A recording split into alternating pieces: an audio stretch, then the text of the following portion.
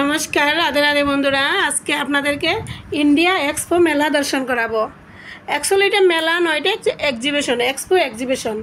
দেখুন, প্রথম গেটে ঢুকতেই কি সুন্দর ওদের কালচারের প্রোগ্রাম হচ্ছে, ডান্স হচ্ছে, ভীষণ সুন্দর ডান্সগুলি।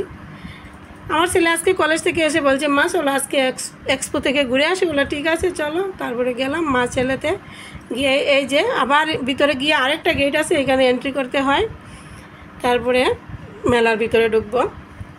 যেদিন উদ্ঘাটন হয়েছিল নরেন্দ্র মোদীজি এসেছিলেন, আদিত্যনাথ যোগীজি এসেছিলেন উদ্ঘাটনের দিন। 4-5 দিন থেকে চলতেছে মেলাটা।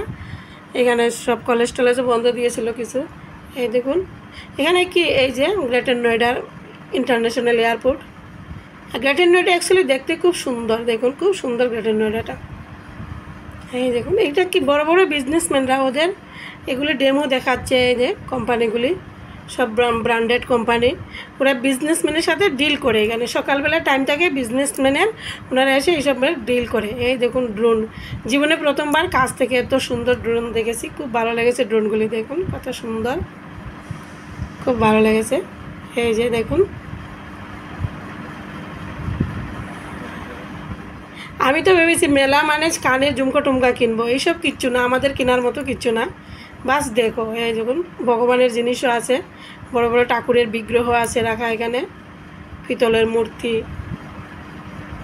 কত সুন্দর। হরে কৃষ্ণ, দেখুন